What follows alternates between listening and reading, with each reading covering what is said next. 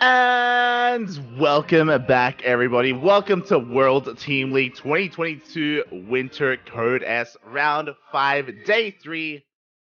Welcome. I am your host, of course, Light VIP. With me is the one, the only, the casting cat himself. Welcome, AsherBro. Hello, hello. Here we have the beautiful CranKy Ducklings, and we are ready to fight.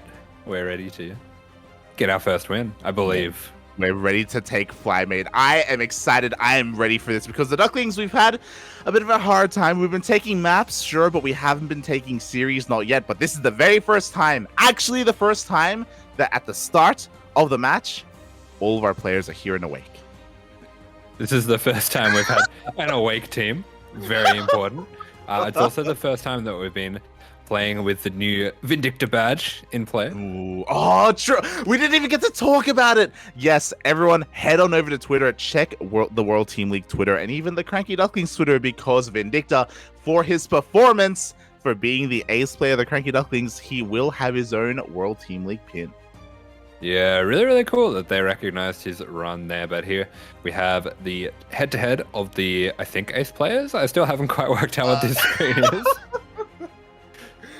Yeah, I'm shocked that they picked Cham. Actually, I know Cham has been doing really well in Latin America, but compared to Ryung, I don't know. But I mentioned him. Ryung will not be here. Instead, we have Prince, Cham, and Nightmare going up against Dolan, PattyMac, and Vindicta. Yeah, that's right. They have got their lineup picked out here. Cham has been doing really well. Has been taking some games off some really big names. I believe he took a game off DRG. Was it that we casted earlier, maybe a few weeks ago? But we do have our matchups here, and looks like it's going to be a little bit of a TVP fest as well. So we've got Dolan going up against Prince. I love that matchup, knowing that Dolan is quite the sniper coming into the TVPs, and Vindicta going up against Nightmare as well. Going to be a tough one, but Vindicta one that does do pretty well sometimes against the cheekier, more aggressive Protosses. Definitely, I'm liking our chances here in this series and in this matchup. I'm okay being a little bit transparent about this, saying that, ideally we wanted Vindicta to face Cham. We wanted to give him a TVZ, but Cham was able to avoid that. I was looking at their history, and Cham was actually picked as the third player for the past 3 weeks. So I'm like, oh yeah, he's gonna be the third player. Nope. Right. God damn it. Yeah. Yeah, so looks like they are going to be able to dodge out the Vindicta snipe there, but at the same time, still not too bad. I think it's pretty good having Dolan matching up against Prince. I do think Nightmare would have been a little bit more difficult for Dolan, because Nightmare is a very aggressive player, can make it a little bit hard to get off some of those cheeky builds that he normally goes for. Yeah, definitely. I think regardless, Dolan wanted a Protoss. Whether it's Prince or Nightmare, I'm sure he would have been happy with either one. But I do think Prince is going to be a nice matchup. Meanwhile, here we also have Prince with his own kind of hexagon going on here. Apparently 9 in strategy. Oh my god. I don't know if I necessarily know him as that, but at the same time, I don't cast as much Prince as I would like. Yeah, I mean, the few games that we have casted, one of them was a Cannon Rush against Beyond. So he does do things a little differently. Maybe that's what they're referring to with strategy. Maybe. I mean, that is a bit of a standout performance there. So that also makes me a little bit worried. We do, if you remember, Dolan last week, I believe, struggled a little bit against Tudming, just because Tudming was also hyper aggressive as well as a player. So I wonder how these two stylistic players will match up if Prince does decide to be a little bit cheesier. I will say, maybe this is a little bit of an NA server cope, but top Koreans, as Terrence, Beyond showed it, Mario showed it, they're sometimes not the most adept at holding cannon rushes. I know Zest even going down to Probe Scout 2-0. Yep. The Koreans have shown time and time again that they sometimes discount cannon rush as a strategy and kind of forget how to hold it, but NA server, NA home server people, they do not forget how to hold cannon rushes, because you got your rockers, you got your Maples up there, you got your cannon rushes, and you get plenty of practice. So I think I would actually really like to see a cannon rush game go down. I actually would enjoy that as well. Oh my god. Unfortunately, we don't have a Protoss player to do that. I mean, I guess we have had. Have I seen PattyMac cannon rush before?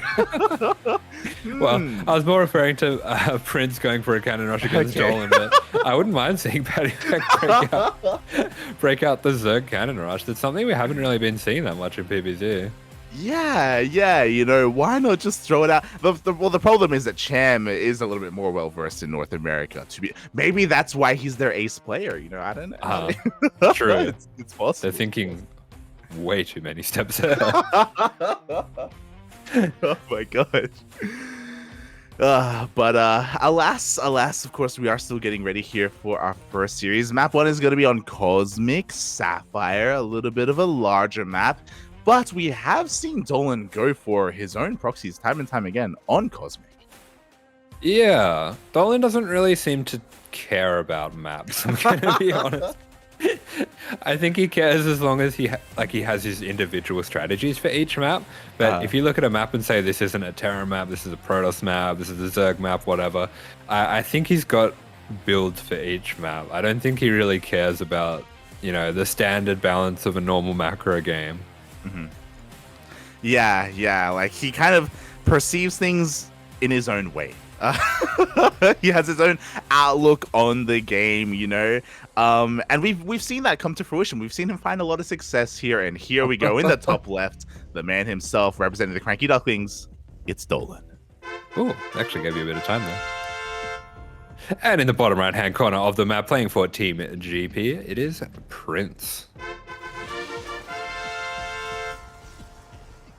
We're getting better, okay? We're getting better. As we're already seeing something a little bit odd. We're seeing Dolan going for a gas first. Oh, yeah, exactly. And I don't see an SCV out on the map either. He's crazy, Papi. Oh my god. Yeah, so this could be a few things. Usually, normally, it seems like a funny thing to say, but normally when people go for a gas first in TVP, it's for an eBay block to go for a fast cyclone afterwards. With the SCV coming out at this time, I don't think it's going to be an eBay block. That looks like it's just going out for a scout. It's just going to be a faster factory. So it should be a factory and then an expand coming out from Dolan, but being a little bit cheeky already. So we just see the probe is walled out, so won't be able to scout what's going on. And normally the Protoss is going to assume this means a double gas. So already the mind games are in play for Dolan. Yeah, exactly. Dolan, of course, just walling off as soon as possible, making sure that Prince is going to be a little bit in the dark and being fed a little bit of misinformation, as you were saying. Likewise, he goes across the map, scouting as well, just confirming, okay, you have only one gas at the moment, you have only a single, or you have your Nexus on the way as well, so at least he's going to be able to rest easy. We were talking earlier about how sometimes Prince himself can be a little bit cheeky. Yeah, very standard build coming out there as we see Dolan for some reason not finishing that depot off just yet, but we'll be sending that SUV over once it is safe, and straight after that Reaper going to be going into a reactor, so possibly has a little bit more of a macro follow-up coming out of this. Kind of interesting. I just love that, like, I love how, like, you're trying to dissect this as well. You're like, what? Like, very interesting. You're trying to get into the mind of Dolan. He's like the Miyamika of Terran in a way. Do you see the first Reaper coming across the map? Oh, he's going to take a couple of shots, though, and it is going to go down. Yeah, a little bit of miscontrol, unfortunately, and that is really rough for Dolan. It's very important that you see that first tech, and because of the opening that he's gone for, I don't think he's really got any way to find out unless he, follows this up with a mine drop or something like that. But with that extra racks going down, I think that's quite unlikely. Yeah, I have to wonder what you do as a Terran player in this position. Of course, Dolan did shake his head when his Reaper went down, and because you're in the dark, you have to, or typically I feel like you try and anticipate what your opponent is going to do. You play it safe, you keep some units in the mineral line just in case, of course, it is a Stargate opener, in case an Oracle does show up. But with this opener, as you were saying, I guess it's going to be a little bit different. Yeah, so I think the change that you make here, not getting the scout, is you make the Cyclone first. You don't go straight into tanks. I probably would have preferred to be going straight into tanks, but considering it is a Stargate after all, this actually works out just fine for him.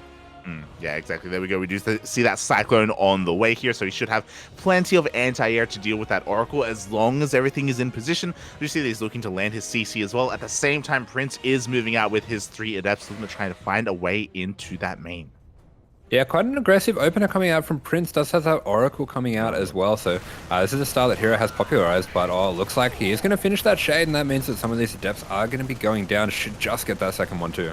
Wow, gets 2 Adepts. At the same time, the Cyclone was drawn towards the natural base, so it has to quickly book it here into the main base as the Oracle is headed in that direction. No, actually, Prince thinks better of it, is going to rotate around instead. This will give Dolan a little bit more time to reposition, and he hasn't taken too much damage. Yeah, wise choice by Prince there, just to duck out of there. Probably wants to wait for that second Oracle to join up, and they can try to jump on top of the Cyclone if it's left undefended. But meanwhile, for Dolan, we're seeing a pretty standard macro follow-up. No rush to get that third Rax out straight away. Just a very standard 3-1-1 setup so far. Is delaying that Starport a little, but, you know, nothing too crazy yet. I kind of like it. So a little bit of insider information is that game 1, and I do think this is also maybe why the Reaper went down, is on the Korean server. So Dolan is playing with a little bit of latency, which means game 2 he'll have a little bit more of an advantage. And I feel like he's laying the groundwork. He's playing standard because he's really going to go crazy in that second game. Yeah, for sure. We do see that scan going down to the natural. He's going to pick up on the gas count. He's going to know that this is probably going to be a Colossus follow-up based on those gases, as losing a few SCVs to these first 2 Oracles. Bit of a pain there, but looks like this Cyclone will be in position. Yeah, exactly. We do have that lock-on nice moving back as well. Unfortunately, the lock-on does get broken as well, so a bit of a wasted scan by Dolan. And meanwhile, Prince is still being active with his 2 Oracles, trying to find a couple of workers wherever he can. And, actually doesn't go for those building SCVs. Yeah, I can definitely see here that Dolan having a little bit of difficulty with the ping here, but we are seeing that extra starport going down. We see 2 more racks going down as well, so it is going to be a 2-base all-in coming out from Dolan. And yeah, going up against the Colossus style, I do really like this, especially if he decides to keep making tanks. Oh, exactly. How many tanks will we have when he does push out? He also has to be a little bit careful. We do have a stasis trap outside the 3rd base set up for Prince, so hopefully that doesn't get too much done. Hopefully it doesn't get too much. Meanwhile, on the side of Prince, he also still has these Oracles, and he's trying to get an eye on this production and recognize that it is going to be that 2-base all-in. Yeah, it's running around here. It's going to be pushed back once again by this Cyclone. Cyclone getting a good bit of hull damage on that Oracle as well, so it does help him out pushing further into this game. But we do see thermal lands being started up for Prince, so Prince is getting all his defensive army ready to go and getting those extra gateways as well. So Dolan on a little bit of a timer here to get some damage done. Yeah, and the scary thing is that I believe the Oracles were able to tag and confirm all the Raxes as well, so he's fully aware of how committed Dolan is going to be. He also does tag the army as it moves out as well, so he has all the vision he needs, and now he can prepare at home.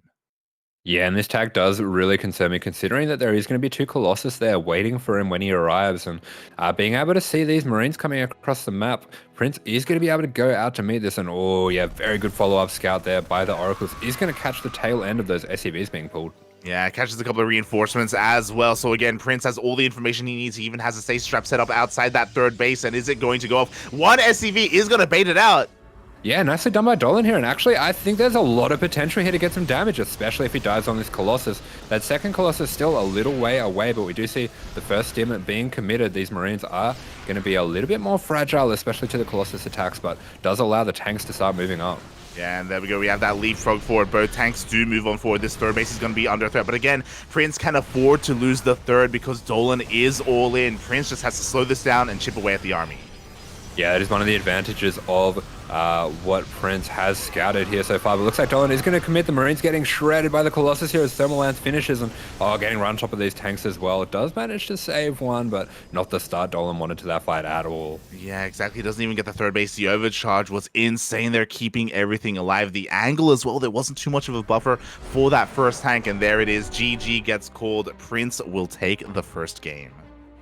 Yeah, GG Prince taking that one down, and Dolan just getting a little bit unlucky here and there, having a bit of a rougher go of that. Obviously losing that Reaper at the start, definitely going to do a lot in terms of affecting your confidence, knowing what's going to be coming, knowing how you need to position your units to deny scouting as well. Yeah, exactly. And you were talking about it as well because of that, it did kind of force him to maybe even make that Cyclone first, like just to be safe. Sure, and he was safe, but at the same time, it could have slowed him down in other ways. Yeah, that rough start. But because of the way this works, it is the best of 2. We are going to be getting into game 2, and this is also going to be Dolan's map pick, mate. Are we going to get Stargazers? Yeah. At this point, I'm just going to say yes. Yes, we're going to get Stargazers.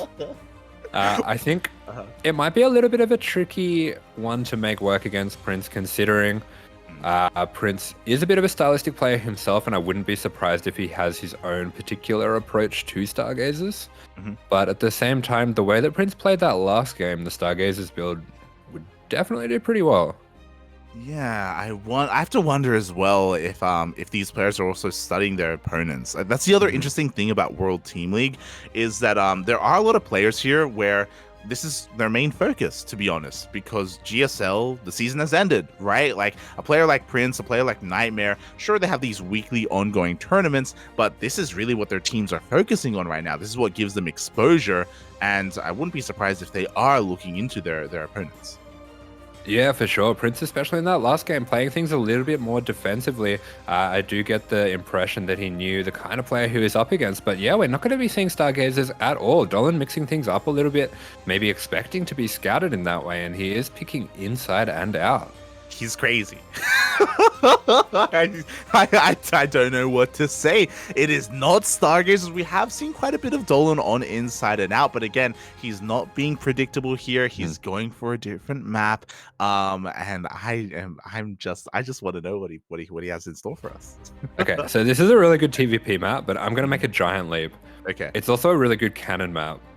Maybe he's baiting the cannon rush. Oh, do you think he's baiting it? That's crazy. I think it's possible. If we see him open with 2 racks, that's exactly what he's doing. But yeah, we'll see. We'll see. Is Dolan's brain that big? I mean, he is the brain of Ultron. You know, this is true. You know, it's massive. It's huge. It's throbbing. Has he been able to read Prince in such a manner? I want it, Papi. I want it. Yeah, it would be really sick. I think I'm reaching a little bit when I say that's what's happening, but I'm gonna believe it until I see otherwise. Okay. It's one of those things where if that actually happens, I think we have to admit that you have in fact gotten inside of the mind of this player here, representing the CranKy Ducklings. It's Dolan. And spawning in the top right-hand corner of the map, it is Team GP's Prince.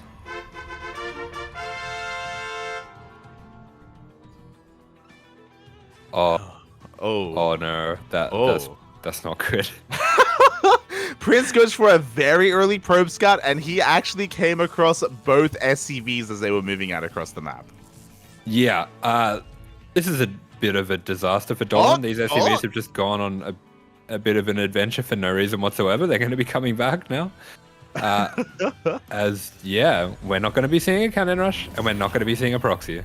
Okay, just flipping all expectations on their head here. We almost have a kill on that SCV as well. From that probe. We do see, oh god, the microphone of our 2 players. The probe wants it. SCV will be able to barely escape. Oh boy.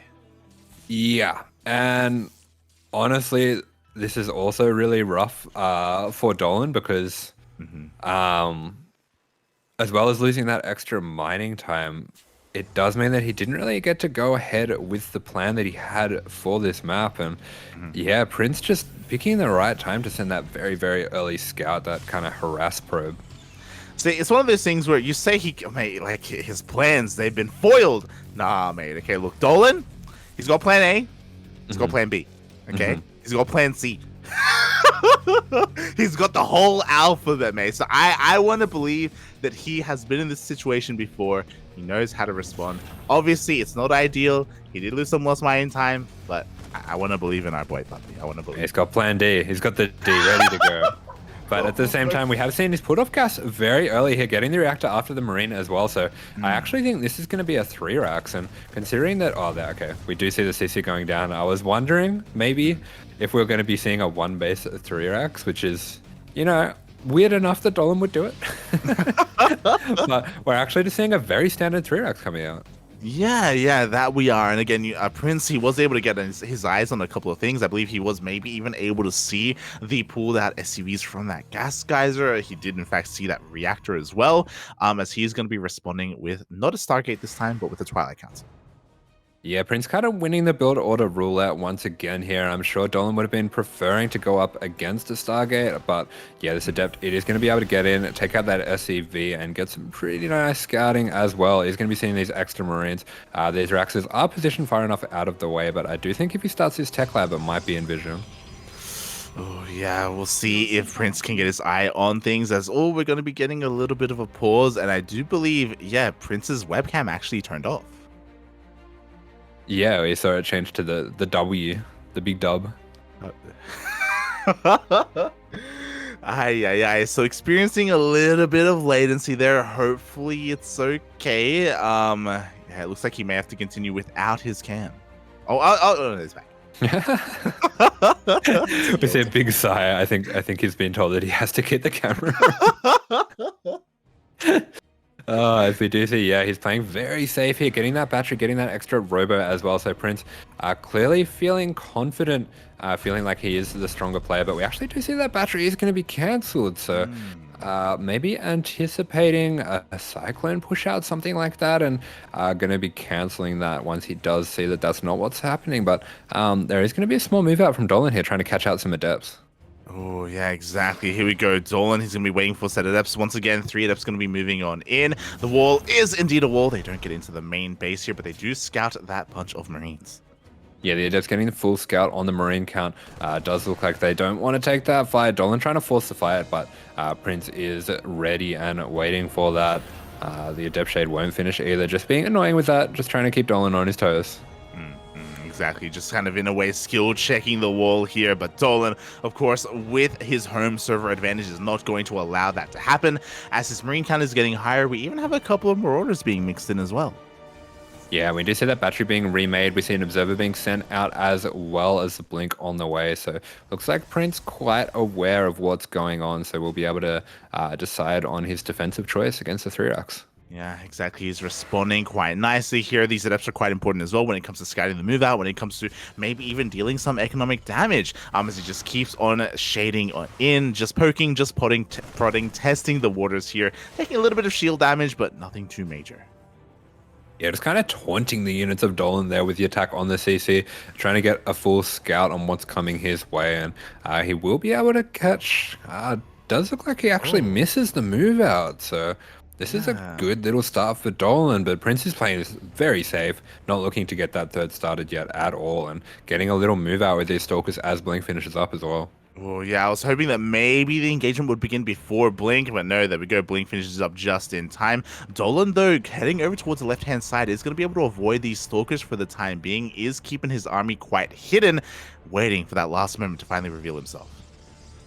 Yeah, and we do see for Prince as well. Didn't make an immortal here, so there is the potential for Dolan to get a little bit of damage. So he stims ahead, and he's going to be fighting with these Stalkers. Already one going down. Oh, yeah, second one gets focused down as well, but with the power of Blink, with the power of that shield battery as well, Dolan won't be able to get too much more damage. Is going to lose a couple of Marines here in the retreat as he does back off. Yeah, Dolan just losing a Marauder and a Marine for a few Stalkers there. Not a bad trade. Does take a lot of damage from the stim, so that will keep him at home for the meantime. But meanwhile for Prince, we see with that Robobay finishing up, the Colossus are going to be on the way. And this is a very standard response to a 3-Racks. And you do have a timing here as the Protoss where you can just move across the map with 3 Colossus. And it can be pretty difficult to deal with the delayed tech as a Terran. Yeah, exactly. I'm sure Dolan wants to try and hit a timing before that happens. He may even decide to pull the boys as well. Meanwhile, I love this choice here by Prince. He's going to poke across the map once again before Medvacs are out and chip away at those Marines. Yeah, we are seeing the tanks going down for Dolan just to be extra safe against those Colossus once those do eventually come. But he's going for 5-Racks once again, so a bit of a classic Percival build, the 3-Racks into the 5-Racks. Very aggressive build that he has coming out here. Yeah, exactly. So once again, going to be quite aggressive, very similar to the previous game. The upgrades are finishing up now. We have our Medvacs to heal and top up all of our army. The question is, when does Dolan begin to move out? Yeah, these Stalkers trading extremely well. Nice little pick up there. He's going to be wanting to save as many of these Marauders as he can getting across the map. And nice little poke here as well. Should be able to catch 2 of those Stalkers if he keeps chasing. Oh god, it's gonna be close. He does get one of the stalkers in the end. The second is getting pretty low, but there is another blink saving it just in time. And now Dolan is pushing out. He has that one tank with the army, has another on the way. What's important is that unlike the previous game, there are no oracles. The observer was scanned and taken out earlier, so Prince doesn't really know how committed this push is going to be. Yeah, Dolan should be able to get across the map a little bit earlier. Also, importantly for Dolan compared to the last game is he has a much better Marauder count. And against the considerable amount of Colossus that he's going to be fighting, that's going to help a lot. If we cast our minds back to that last game, it was almost pure Marines, and they get absolutely roasted by the Colossus. But yeah, Dolan does have a little bit of a better setup this time. Yeah, he really does. Meanwhile, the first tank is in range of the Colossus. It is going to be going down, only getting a single volley off. Overcharge gets popped. Dolan is going to be forced back here for the time being. Ooh. Yeah, losing both of those tanks almost for free. Not what you want there, but he is going to make Prince pay for that aggressive blink forward. That's a lot of the gateway units going down, and does look like Dolan, he does have a little bit of an opening here, but with that third Colossus coming out, this is a very difficult situation to work out how to proceed. Yeah, unfortunately, those tanks, he wasn't able to get much value out of them. I agree, like, there was a little bit of a window there, but unfortunately, with the third Colossus coming out, that window did end up closing. We have another tank joining the fray. We do see Dolan clearing up these rocks to get a little bit of a better engagement to be able to pass this bridge, but Prince has eyes on this. Yeah, Prince dealing with this very aggressively. Does not want Dolan to get into any annoying positions. With this tank coming out, with the Vikings coming out as well, Dolan does have a little bit more of an aggressive potential against the Colossus of Prince, but Prince's +1 and charge have finished up, so that's the next timing that he has here. He's going to be able to hit these tanks with the charge lots, and yeah, things are looking rough for Dolan. Yeah, exactly. Dolan having to kite all the way back, recognizing the charge is now complete. A lot of those lasers going off from those Colossus as well on that army. Dolan being forced back even further. Prince setting up a fourth base, and Dolan still only on 2 CCs. Yeah, Dolan has been pushed back with this siege almost to his side of the map completely, and that's really not where you want to be with the 5 racks. You want to be pressuring, you want to be on top of your opponent, you want to be taking out bases. This is not the best situation as we see Prince sending out this probe just to check if Dolan is taking a third. Oh, yeah, he is trying to get eyes on things here. We'll see if he can do so. At the moment, it looks like Dolan is going to back off and deal with that probe. At least the army has been revealed for Prince. Once again, just sending out more units, trying to get eyes on whether or not another base is going to be taken. Yeah, we do have Dolan in a really weird spot here as he just tries to work out how to proceed. We see that tank count and that Viking count getting bigger, and to his credit, he does have a pretty serious army that he's putting together here, so it's possible that he just wants to wait until he has 6 Vikings and maybe a few tanks as well, and then try to hit a timing then. Oh, exactly. We'll see if he can hit that timing again. He's just still pumping out as many units as possible. And what's interesting is that Colossus count isn't getting any higher, but we do have a couple of Archons being mixed in as well. Dolan just trying to find a little bit of a better angle here. Yeah, I don't think that the timing is going to get any better for Dolan. I think this is go time now. He has to find a way in. We do see those rocks are very light, very low on health there, so they can be taken out. But Dolan, he is going to start to set up here, going to start to crawl forward those tanks and use them to protect the Vikings as they advance. But yeah, this is a hard one to work out. And Prince does have a good counterattack coming now. Yeah, the Zealots are going to go for a run by, and this is just going to force Dolan even more all in. There's no way for him to really deal with this with his reinforcements. A couple of tanks going to be picked off as well at the same time. Dolan, is moving back with his entire army for a moment there. Yeah, Dolan being a bit rushed by the situation here. Doesn't want to jump forward on that attack at the main, but really needs to get this going now. Oh, yeah, he really does. Looks like the Vikings are going to be doing whatever they can. The natural base is completely forfeit here for Dolan. Oh, Prince coming in from behind, actually going to try and set up a bit of a surround. Yeah, Prince doesn't want to wait for Dolan to get what he wants. He wants to take the fight right now, right here. And a huge surround coming in. The Zealots attacking from the north, but a little bit slow to engage from the bottom right-hand corner as Dolan getting a nice angle here with the Vikings. Oh god, exactly. The Vikings are diving on in. The Colossi are going to be going down at the same time. Every single tank does get picked off as well by those charge lots. Yeah, the tanks are going down. These are not the best trades for Prince, but they really don't have to be. He has these charge lot reinforcements to rely on, and Prince gets the win there. 2-0 for Team GP. There it is. GG. Prince will take that second game. Game number one was really rough from Dolan. I do think, again, the ping did have something to do with that. Game number two, though, Prince did a great job at just getting his eye on things and just responding to Dolan's build overall. It was also really rough to see Dolan lose his first two tanks as quickly as he did.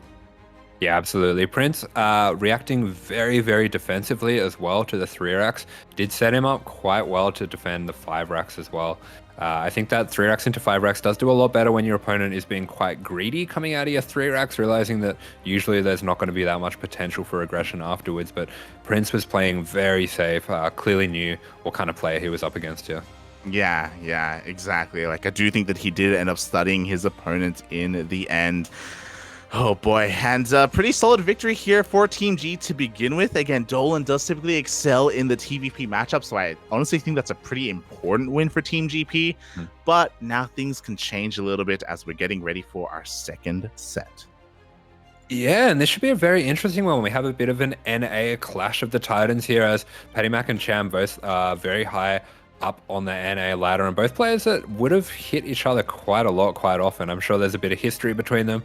There's going to be a little bit of mind games coming into this one as well. Oh yeah, the mind games are going to be real. The other advantage is that both these players are based in the Americas, of course, both in North America, in Mexico, and the United States, so ping, not going to be an issue here for these players. It's all about skill. The excuses, they're out of here. They're gone. Yeah, we got no ping. We got no jet lag. We have PattyMac actually waking up more than 5 minutes before his game. It's crazy. And even got in a drama stream a few days ago, so he's all hyped up. He's full of energy. He's full of power. That's where he gets his power from. He's full of drama right now, and he's ready to unleash the drama all over his opponent. Is Cham going to be ready for it? That is the question. You've been talking about how Cham has been having a lot of success recently, and you're not wrong. He's been able to take down Special in the Latin American region. He's been able to have a lot of really good games in ZVZ. We've been able to cast at it as well. You know, Cham causing some upsets. But this is a ZVP. Hey, is he ready? Is he ready for the tip? PattyMac again? The tip. The tip of Voltron. How could I forget? Is he ready for the tip? Are we ready? As PattyMac, he just glances over at us with that beautiful player picture. But Cham, oh my god, as much as I want to, I can't hate him. He's such a great guy. Yeah, that is a powerful hexagon as well. It looks like the SC boy organizers very impressed with his performances so far, giving him a nod there as well. Yeah, exactly. C for Cham. More of a rectangle than a hexagon a little bit, not really giving him too much in the strategy and the micro, which I think is a little bit of a disservice. Oh my god, as his total score, 69. Nice. But yeah, I feel like Cham, he does have a very different approach to StarCraft. He's the kind of player, even recently, I've seen him in ZVT go like swarm host. Like no one does that anymore. But like he just has like, I guess, a comfortable way that he's been playing for so long that he does like incorporate it every now and then. So what you're trying to say is we're about to have an NA clown fiesta. That's exactly what I'm saying, mate. Let's go. We do have the two players matching up on Data C, so they will have a little bit of room to maneuver, a little bit of room to set up their weird and wacky builds, and yeah, there should be a very interesting game coming out from these two players, especially considering the familiarity they have with each other. Oh yeah, exactly. I remember casting them back in the day, 2020, and I think even the tail end of 2019. PattyMac versus Cham in the weekly tournaments in Batalla de las Americas, papi. They'd go up time and time again. That was Cham's stomping ground, but since then, this player here has leveled up. In the top right-hand corner of Data Under the Sea, the CranKy Ducklings, PattyMac. And spawning here in the bottom left-hand corner of the map for Team GP, it is Cham.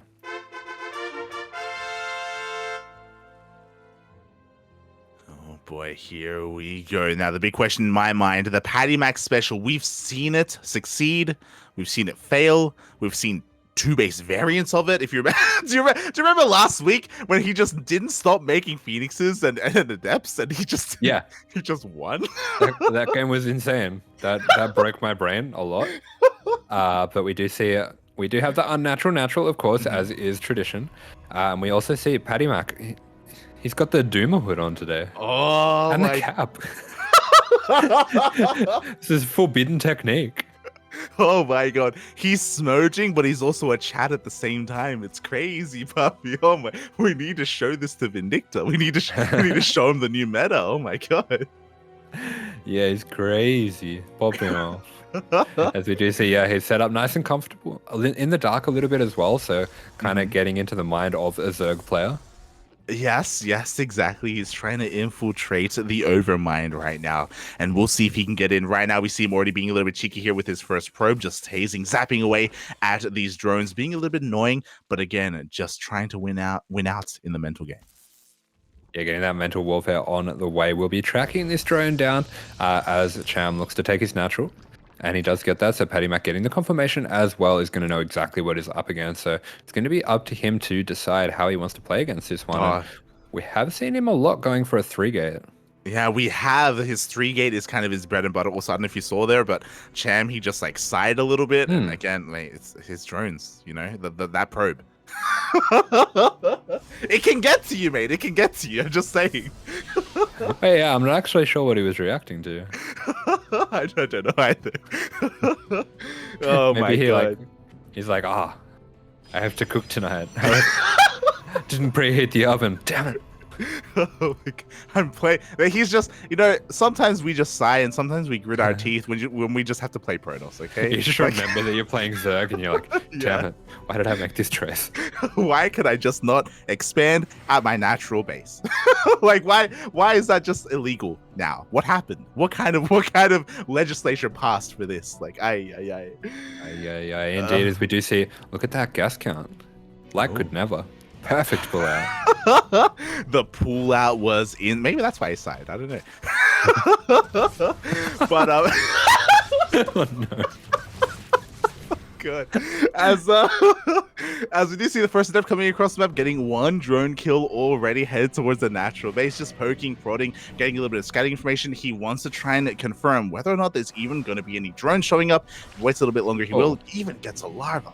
Holy crap, Adepts do so much damage to lava. That's nuts. They cracked me.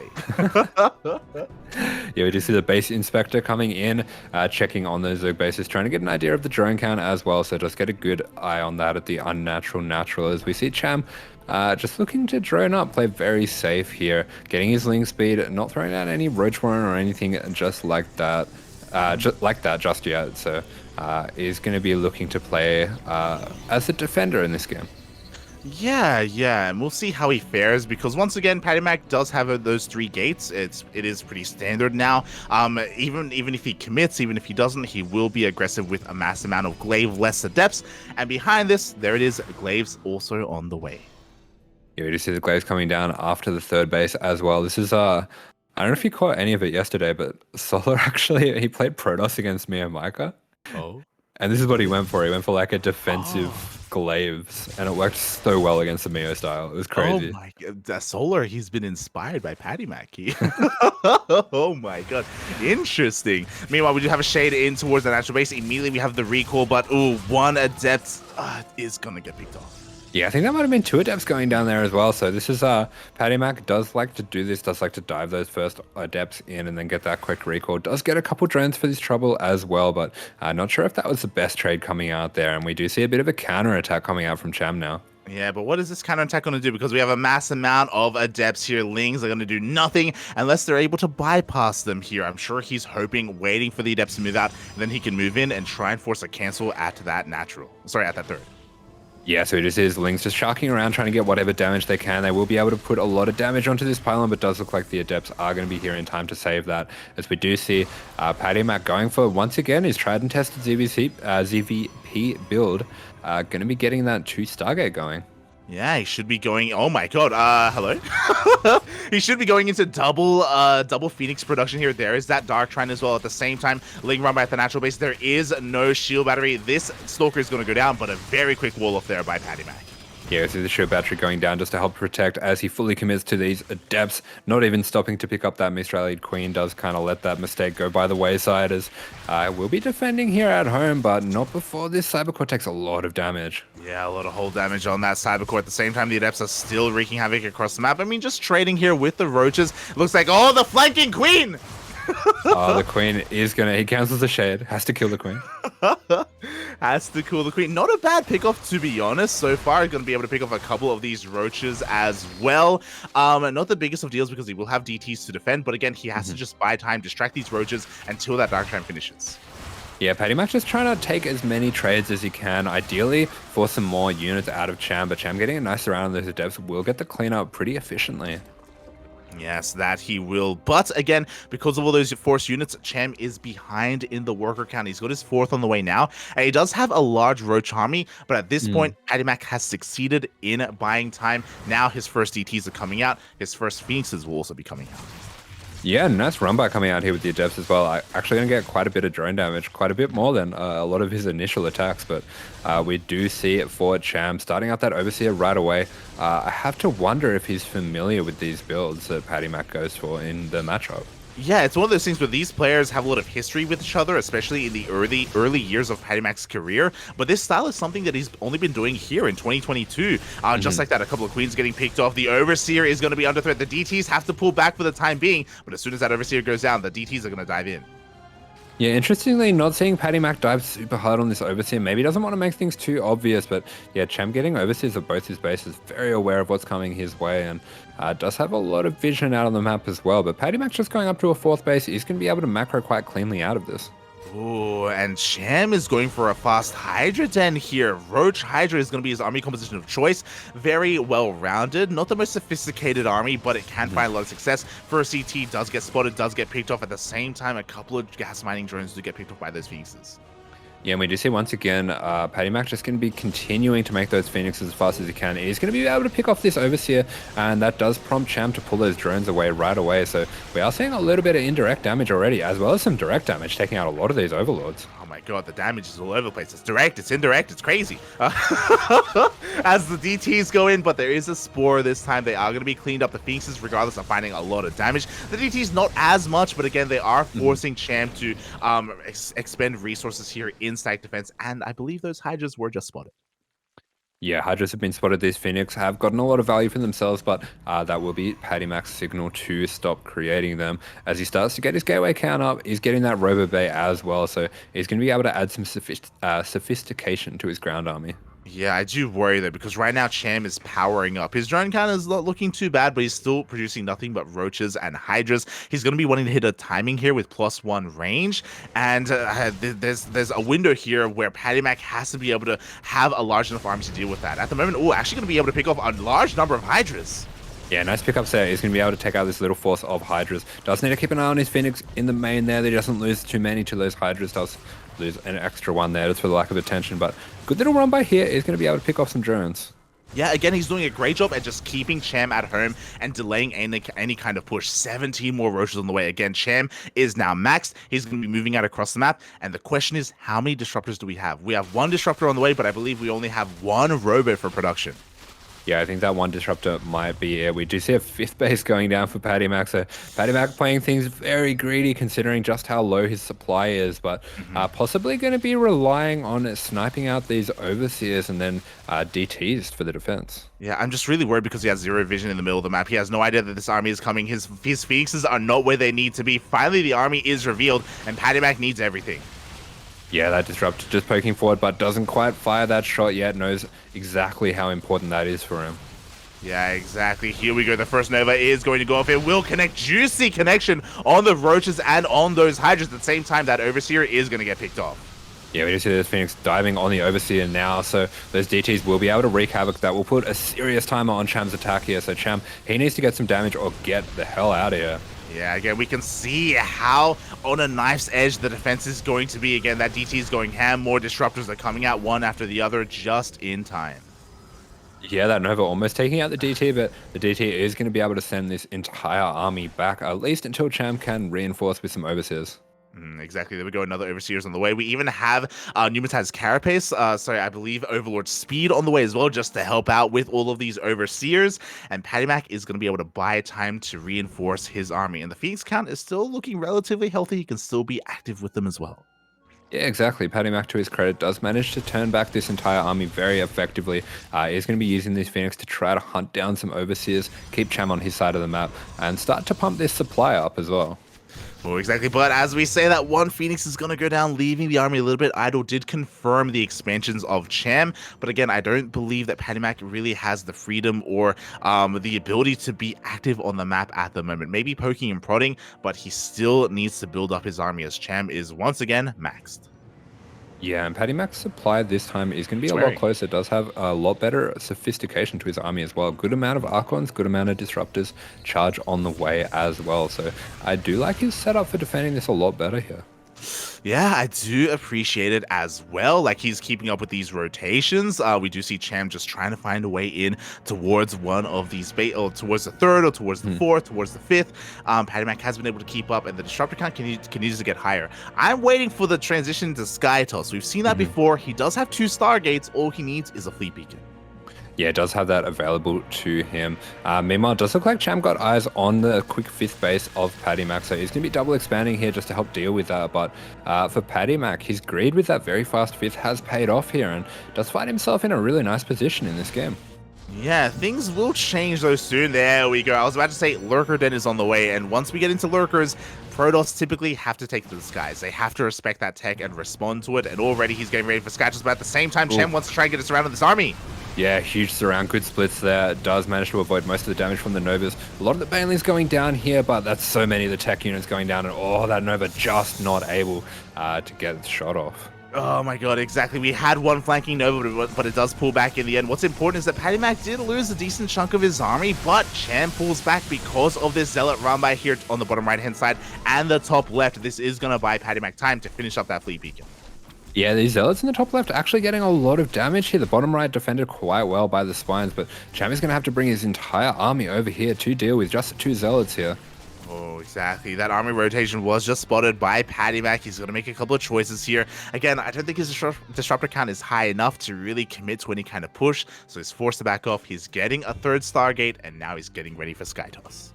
Yeah, he is gearing up for this carrier transition, getting the +1 air as well, very important, and just going to be turning those little cheeky DTs into some Archons as well. So I would like to see PattyMac getting a little bit more pressure, maybe on that top left-hand base, considering how low it is. Yeah, and as you say that, here he is. We do see him take control of the high ground. One zoning Nova goes off. The hatchery is going to go down. At the same time, Zelarame on the right-hand side gets cleaned up, and there we go with the last handful of Stalkers. With those shots, the base does fall. Yeah, unfortunately going to be losing that Oracle, but the Oracle does its job, gets the Rebel 8 off. Doesn't mean that the base is able to be taken out, and looks like Cham here gearing up for a little bit of a counterattack. Yeah, exactly. And even though the Oracle went down, even though a couple of Stalkers got picked off as well, I think this is a good thing. We're clearing up supply for carriers. PattyMac was maxed at the time. He needs to get rid of some of this army just to refine it a little bit more. Yeah, the carriers are on the way. PattyMac being a little bit careless with the army control here, losing a little bit more than he needed to, but he's going to be able to turn back this army of Cham. And once again, sending a Zealot run by to the bottom right is going to continue to keep Cham busy. Yeah, we do have a little bit of a spine forest set up here, and Cham's entire army is responding to this Zealot run by. I guess just in case there are more Zealots on the way, so he just wants to be safe, just wants to be secure here. He is also transitioning into Corruptors and Lurker upgrades. He's kind of taking up in every single direction right now. Yeah. Cham's army, though, is still mainly Hydras. Yeah, he does have a little bit of everything. Looks a bit like a light VIP game. Got the mass Hydras going into Broodlords and Lurkers at the same time. Like a standard ZVP, Papi. What are you talking? What do you mean, Papi? What do you mean? Maybe it's Latin American ZVP. I don't know. Yeah, we do see a pretty light commitment into those Broodlords just for now. Doesn't want to throw away too many of those Corruptors. He does, of course, not really have too much of an idea of exactly what he's up against here, and the Baneling's going to do a good job taking out a lot of the static, though. Yeah, exactly. PattyMac has to be fast here to rebuild that stack defense. At the same time, another Ling Hydra army headed towards the top left-hand corner of the map as well. Again, Cham wants to slowly get rid of these Hydras. Hydras do not scale into late game. The Banelings are rolling into the middle line. Yeah, the Baneling's going to get serious damage. PattyMac, he does not care. He is pushing ahead. He wants to take this fight. And he might not even be replacing these probes. I think he just wants carriers instead. Yeah, here we go. More carriers in production. What's important is that right now we're in a moment where Cham wants to get rid of Hydras. He wants to replace them with Broodlords, but the Broodlords, they take time, so he's a little bit vulnerable. Yeah, he absolutely is, and it does look like these carriers are going to be revealed now, and PattyMac, he is absolutely pulling the trigger on this attack. He wants to go right now, and Cham is in a world of trouble. He really is. We have 18 Corruptors, on the way, but they just got started. We have a couple of Hydras as well. There's not a lot of, if any, anti-air here. Yeah, actually, it looks like Cham going to be able to push back a lot of these tech units of PattyMac with the Lings, and getting the quick recall there, but not quite able to grab everything. Yeah, exactly. And even though there wasn't a lot of anti-air, the ground army was under threat. PattyMac had to recall, as you were saying, and this is great for Cham. He has time to rebuild. He has his Corruptors up and running. Yeah, and I'm a little bit worried now for PattyMac. I'm not sure if he has Storm or anything like that to help deal with the Corruptors. Yeah, I think he's going to be relying on Archons. Archons aren't a bad choice against Corruptors, but he did also lose a lot of them to those Lings earlier, and yeah, he actually has 0 with his army. He's warping in High Templar now, but he needs more Archons. He needs more High Templar. Yeah, absolutely, and this is a fearsome amount of anti-air coming out from Cham. He's going to be able to split off a small force to head to the top left-hand corner, which is going to take out the most important mining base of PattyMac here, but PattyMac, he's just sending it. Yeah, it looks like Archons and Zelts are going to respond here to these Lings and Hydras. We'll see how that fight goes. Unfortunately, there's no side defense to support that army. At the same time, these carriers are very exposed and the Corruptors are coming in. Yeah, and there is no recall. He just used that before. This is a disaster for PattyMac, losing all these carriers. These were his big win condition, really, in this game, and all those going down almost for free. Yeah, again, Cham did a great job at hiding those Corruptors. PattyMac had no idea that that was the case. I'm sure he just assumed that mainly there were Hydras and Broodlords out there. He had no idea how many Corruptors there were, and as a result, PattyMac lost his army. Yeah, we see Cham, as soon as he takes out these carriers, immediately warping in Broodlords, realizes that he doesn't need anywhere near as many Corruptors as it's going to be very hard for PattyMac to rebuild that carrier count quickly. And having a look at the production tab here of PattyMac, actually building some Archons as well, really not going to be able to get up the amount of carriers that he needs to defend this. Yeah, exactly. Like, Archons and Stalkers can be great, but with this Broodlord count, I don't know if PattyMac can really honestly deal with this. His army is a little bit more mobile, and I appreciate that he's going for a bit of a counterattack instead on both left and right hand sides of the map, so he's going to force the Broodlords to respond. He's doing a great job at least buying time. Yeah, absolutely. He has to keep Cham on Cham's side of the map, but this bottom right-hand base doesn't really matter that much, to be honest, for Cham. He has other options, and to be honest, the amount of Broodlords that he has is a win condition on its own. Yeah, it really is, but you know what? Those Zelts are getting into the natural as well. Ooh, a couple of fresh carriers are getting picked up. They need to get towards the safety of those Archons. Again, this Zealot Archon run by is doing a lot of damage, and it is pulling Cham all the way back home. Yeah, his Broodlord's coming all the way back home to defend this, but not really too much else for these Zealots and Archons to get, and we just see the recall being used. Does need to keep every unit that he can alive here, but oh yeah, PattyMac not really working with too much here. Yeah, he really isn't. He still has to dance on the map somehow, someway. Unfortunately, because of the creep spread, he's having a hard time rotating without being spotted and without having Cham respond to him. What's important is that Cham's economy also isn't that amazing, but it's that Broodlord count that he has been able to keep alive throughout the game. Yeah, we do see that unit tab there does have 13 Broodlords ready to go, and really for PattyMac, there is no answer to 13 Broodlords here. Yeah, I mean, we can blink on forward and try and get under them, but that's only if we have, maybe even less than 10 Broodlords. You can try and pull that off, and even then, it's a risky thing to do. Once we get up to 13, as well as a ground army to support, which we don't really have too much of, but, we have a couple of Hydras sprinkled in. Oh, it looks like the armies are engaging, and he does get on top of the Broodlords. Yeah, he's pulling the trigger, jumping straight on top of these Broodlords, but only able to get 2 of those, and he's going to be losing a lot to the resulting Broodlings. Yeah, at the same time, we do have a little bit of a DT run by here towards the bottom right-hand corner. Unfortunately, not enough DPS to really do too much. Takes out a spine, forces the army to respond at least. But, ooh, I love this from Cham. He is actually turning his Hydras into Lurkers here. So, again, just getting everything great about Zerg. Broodlords and Lurkers, it's insane. Yeah, pretty tough army to go up against. Those Lurkers are going to be able to keep him safe on the ground, and yeah, the Broodlords are going to be able to take out anything that's headed his way. Looks like Cham being a little bit cheeky there, just attacking his own units with the Broodlords just to get those Broodlings out nice and early. Isn't going to be able to do too much with that, but oh, this angle is really nice for him now. Yeah, it really is. We have the Blink on 4, but that means that the Blink cannot escape. It looks like the hatchery is going to go down with one more volley. It barely does go down. Ooh, a reinforcing disruptor gets picked off though, and PattyMac is forced back once again as Cham is maxed. Yeah, PattyMac is getting decent damage here, but really the biggest problem that he has is he just has no answer to these Broodlords yet, and there isn't really one on the way, to be honest. Yeah, like I would like maybe a switch into Mass Void Ray. That would honestly not be too bad right now, but getting into that can be a very difficult thing to do. Ooh. Decent Purification Nova getting off on 3 of those Lurkers. Yeah, good disruption coming out there. It's just going to be turned back once again by these Lurkers, and yeah, this is really the strength of the Lurkers here, is defending the run by setting up some harass on these Nexuses as well. Yeah, exactly. Meanwhile, it looks like PattyMac is going to be able to pick off a couple of units here and there, but the Lurkers, they keep meeting up with these rotations. Another hatchery is going to go down, and I feel like PattyMac could probably go towards the bottom right-hand corner, take out another base, and maybe even recall from there. Yeah, absolutely. He can start rotating around here. He's going to be able to take out this extra base if he's able to work through the Zealots, sorry, the Swines, but very well-placed Lurkers are going to turn him back now. Yeah, if the Lurkers weren't there, he may have gotten the base, but the Lurkers changed everything. PattyMac is forced all the way back, and now he's getting surrounded. Yeah, getting surrounded by these Lurkers here. He's going to be able to get that recall, but going to be losing a lot, and he was already bleeding off so many units from this army. Barely an army anymore, more of a run by forces. We do see him cleaning up these couple Lurkers. Good attention to detail by Cham getting those out of there. Yeah, 2 Lurkers go down. A 3rd Lurker will be able to escape just barely. We can see the units lost tab here. 3 Disruptors did end up falling. Quite a hefty loss from PattyMac, but now he's transitioning. Carriers are on the way, and he is starting those Void Rays. Yeah, absolutely. But man, look at this air army for Cham. Yeah. This is an insane army that he's got here. It really is. And now Cham is finally, after 5 to 10 minutes, he's across the map with the Broodlords. He can start taking down base after base. PattyMac has to respond. There's no way to force him to turn around. He does have a lot of carriers once again. He has a decent Archon count to protect them, as long as he can keep these Archons alive. Oh, and that is going to be a challenge because he has just walked them into a bunch of Lurkers. We do see Cham doing a very nice job targeting down those Archons as well with the Broodlings. And yeah, this is such a rough angle of engagement for PattyMac here.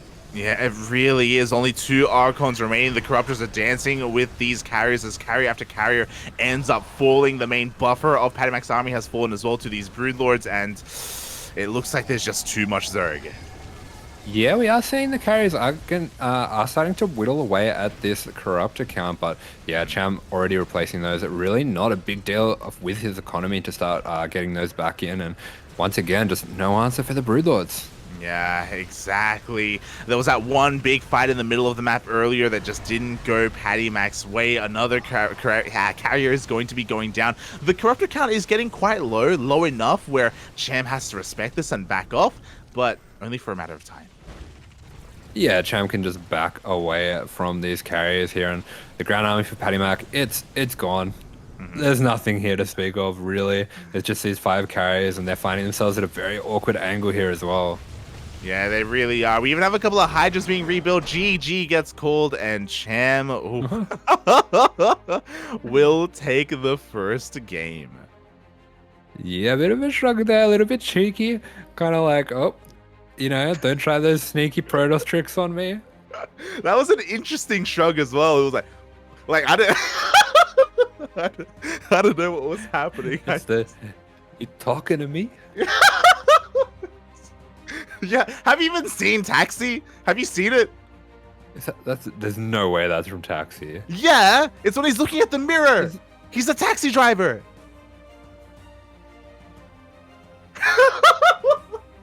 Oh yeah, I have seen it. No, I've seen this scene. Yeah. Yeah. I've seen this scene. I haven't seen the movie. God damn. Well, so, after all, the Zerg. He's the only one here. He's the only one here, Papi, as there it is, PattyMac's map of choice. We've seen it time and time again.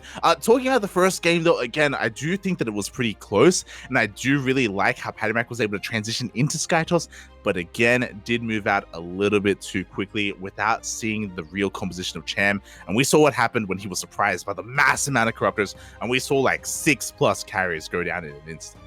Yeah, I have to agree. That was the moment where things really went wrong for PattyMac, but did feel like he had his moments in that game, and we are seeing him getting his favorite map here is going to be, you know, dancing in the moonlight, going to his favorite nightclub here in the Caprilu sector. It's every nightclub. Spawning in the bottom right hand corner, representing the CranKy Ducklings, it's PattyMac. And in the top left-hand corner of the map, it is for Team GP, Cham.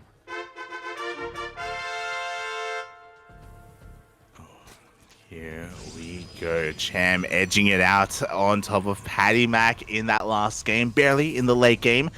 Oh, but I'm sure as well, PattyMac is able to quickly recognize, you know, his failings in that game or you know, what he was struggling with, and I'm sure quickly rectify that as well. Yeah, interestingly, seeing a no scout coming out from PattyMac, he's going to be getting that gas first as well, just because of that, just the way that the Protoss economy works. Of course, you can get that extra, you do kind of have those extra minerals to work with if you don't go for the scout. And we are going to be seeing him, yeah, going into a pretty standard build, letting Cham, you know, do what he likes on this map as well. Yeah, allowing Cham to take the natural. It's a dangerous thing to do. It's just letting a Zerg player have their natural, you know, it's unheard of in this matchup.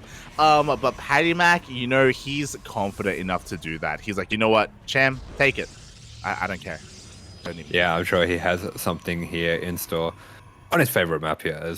Yeah, I'm just kind of imagining, you know, just the girl's been on a date with PattyMac and lining up for that second date, and she's like telling all her friends, she's like, oh, he's taking me to this new exciting nightclub. I think it's called Moon Dance. The ESL Moon Dance, he said. Oh, I'm so excited. And she gets all dressed up, ready to go, and then he's sitting there in his pajamas on the computer. This is Moon Dance, babe. Watch me 2-base all in. Let's go. Watch me all in this song. Let's go. Oh my god. And that's honestly what I'm thinking right now, because if you remember last week, we did see PattyMac switch things up. I believe it was on Waterfall, if I'm not mistaken, where he did just go for a 2-base all-in variant of his 3-gate Adept opener. So I have to wonder if he has that in store for us, or if he wants to go for more of the same.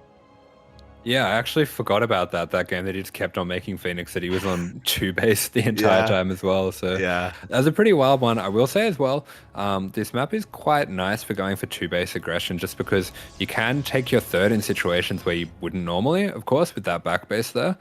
You're a lot more defensively set up for things like Ling run bys. But we are seeing PattyMac going for his patented 3-gate opening. Yeah, once again, you know, if it ain't broke, don't fix it. He has a lot of success with this opener. He's comfortable with it. Why not continue to go for it? If you remember last game, it took him a while to really get too much economic damage. He had a lot more success with, you know, 2 adept run bys time and time again instead of the mass amount of adepts. But maybe he feels a little bit more confident trying it again. Yeah, we did see that in that last game. Those initial 5 adepts didn't really get too much damage, but I do think this time he's going to be a bit more wary of the fact that Cham is, you know, waiting to jump on that. Yeah, definitely.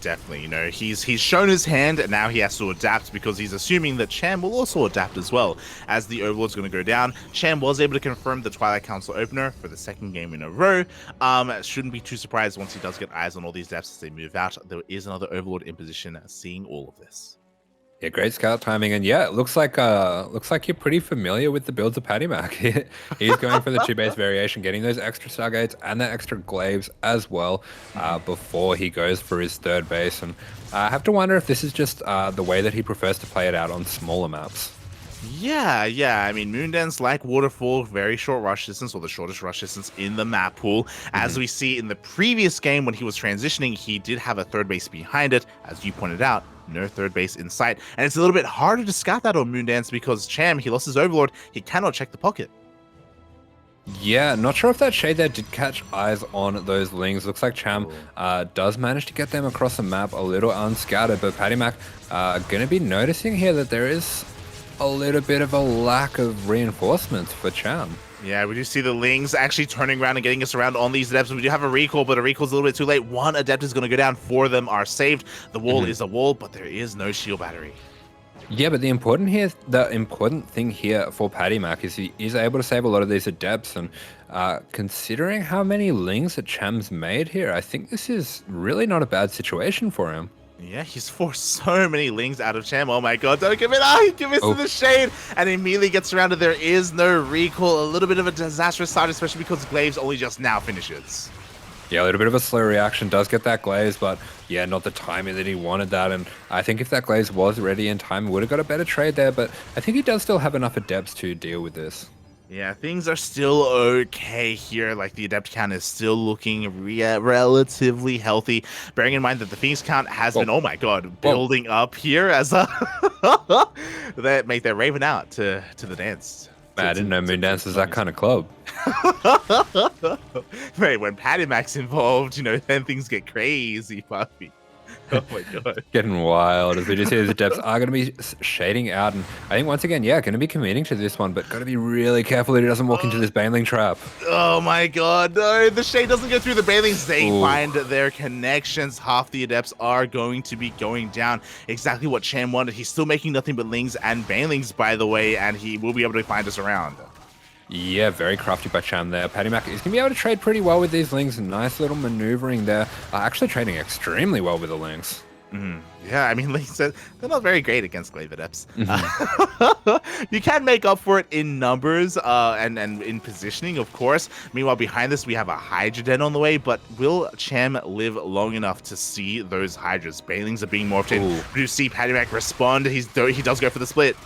Yeah, this is a crucial shade. Very, very nice timing. He's going to be able to pick up a lot of these Banelings as well. Very nice split as well. So, yeah, wow, great little sequence of events there for PattyMac. Yeah, and now the Phoenixes have revealed themselves this entire time. He has been keeping them, banking them up back at home. Unfortunately, because of all these surrounds, the Adept count isn't where it really needs to be here for PattyMac, so he has to just purely rely on these Phoenixes for the time being. Throughout all of this, he should be warping in wave after wave of Adept back at home and building that up. Mate, I believe in the Phoenix. I've seen this. I've seen how this movie ends. Oh, God. You may have not seen Taxi Driver, but I have seen PattyMac on Waterfall, man. I've seen him on 2 bases. Yeah, and we do see once again getting a nice little supply block there on Cham. I do remember on Waterfall, the killer move was finally taking the fight against all the queens that were there. At the same time, Cham doesn't actually have that many queens. Getting into Hydra's a lot more early, and whoa, that's a lot of these Phoenix going down. Yeah, a lot of Phoenixes do go down. The Hydra's dishing out a lot of damage. We do have a split, but there is enough lane bait to deal with the Adepts. Yeah, very nice control coming out.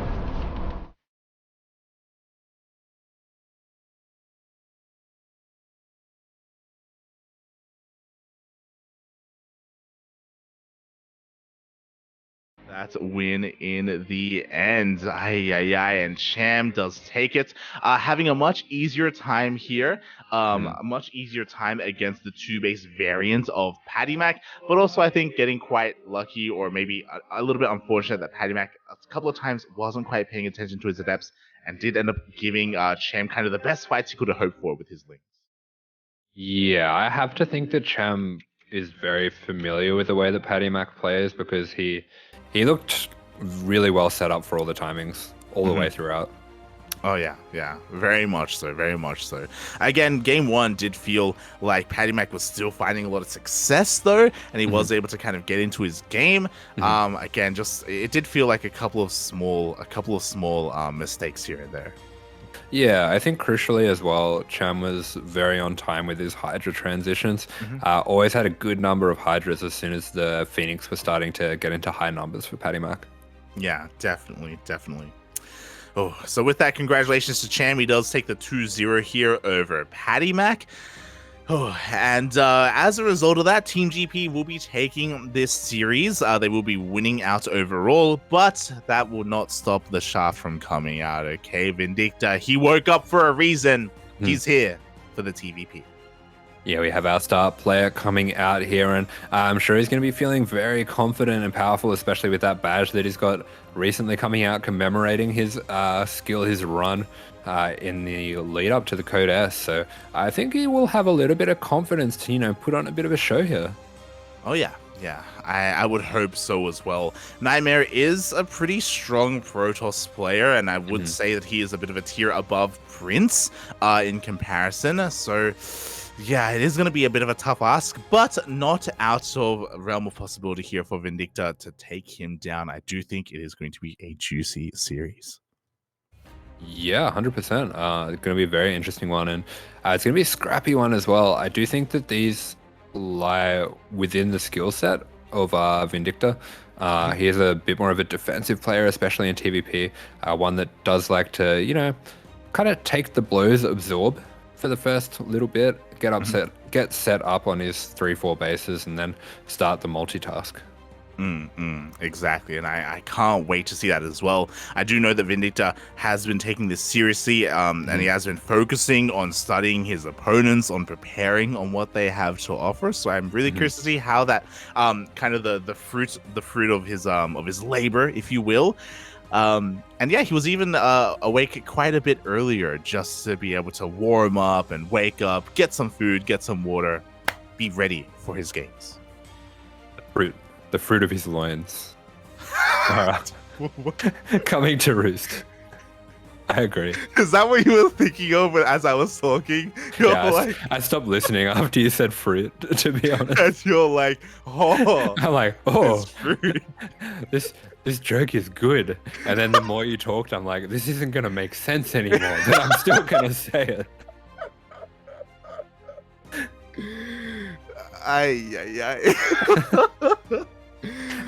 Oh boy. Yeah. So yeah. I don't know what to say.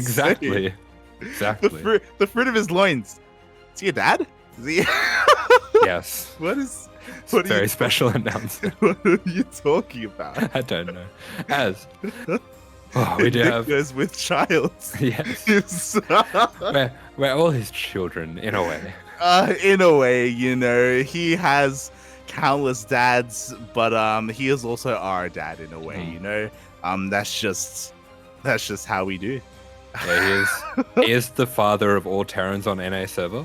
Every time you see a player going up from Diamond to Masters on the NA server as a Terran, it's because Vindicta coached them. It's because of Vindicta. Even when he doesn't directly coach you, he is coaching you. Know, he's coaching you. Yes.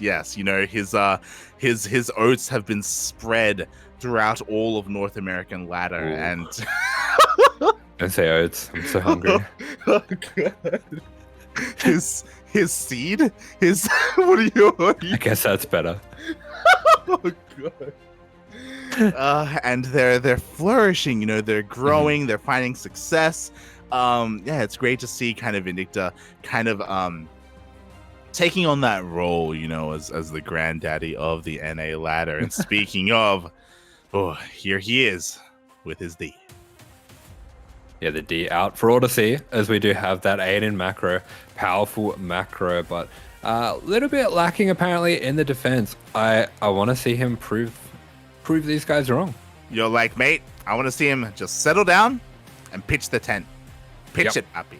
Pitch it for all to see. Pitch the tent, put that turtle shell up, duck his little head inside there as we do have Nightmare with his own hexagon here.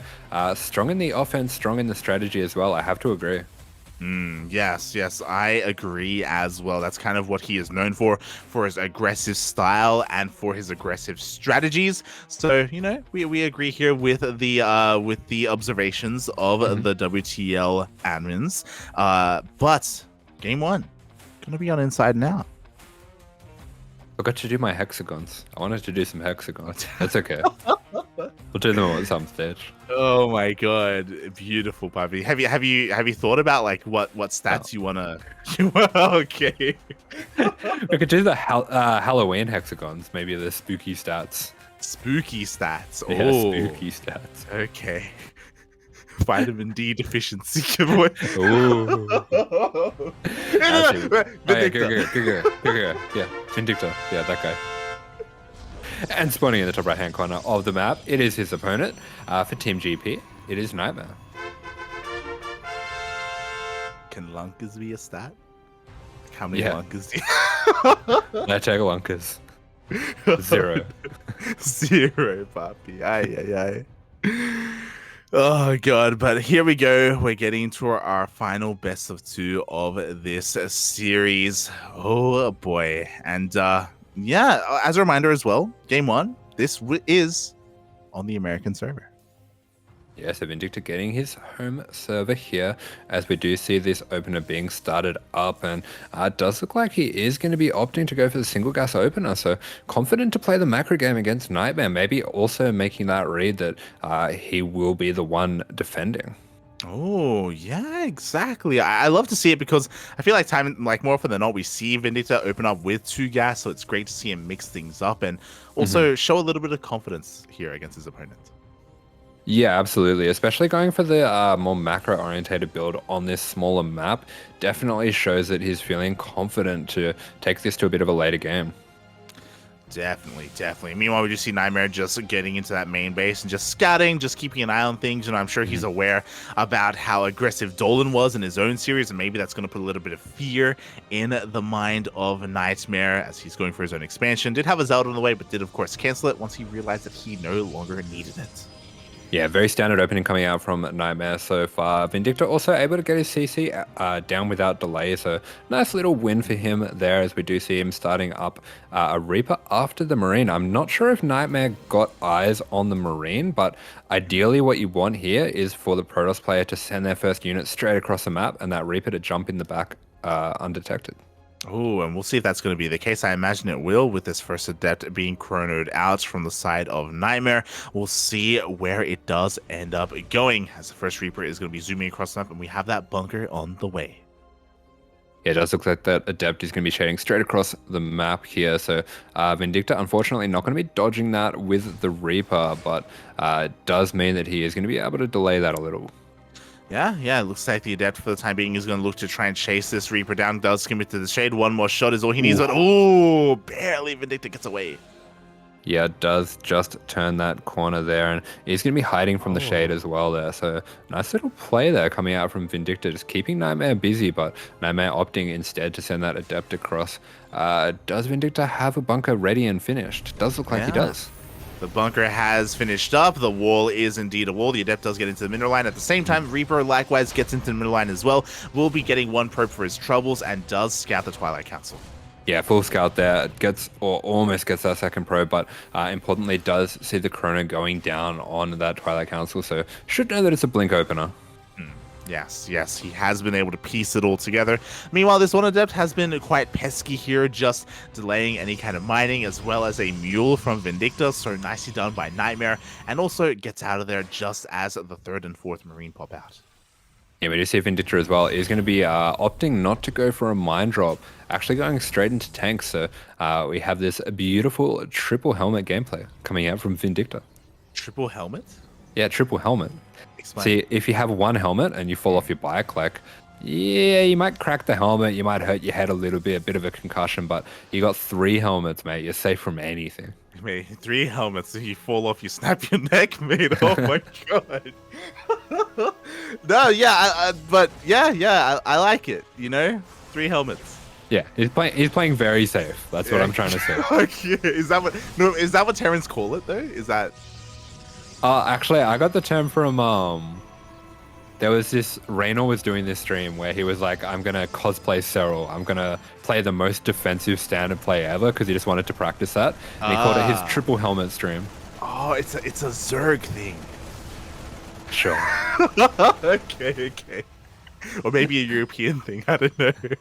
Yeah. It's just super safe gameplay, a triple helmet gameplay. Yeah. No, it's good. It's good. Mm-hmm. Yeah. Triple H. All right.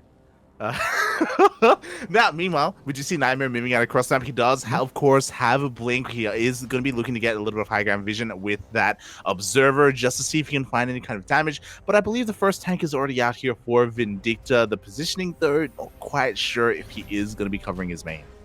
Yeah, I think he might actually have 2 tanks out here. As we do see him starting to transition here. Is maybe going to lose this mine, but yeah, the tank is in a good position to defend the stim, so is very well set up for this blink in by Nightmare, but Nightmare didn't commit too much to this. Yeah, exactly. You know, he did take a third base behind this. He didn't go into like 4-gate, blink, stalk, or hyper aggression or anything like that. And the observer is able to comfortably dip on in and get a full scatter of the main. At the same time, ooh, the Raven has been spotted. And with a couple more volleys, the Raven barely survives.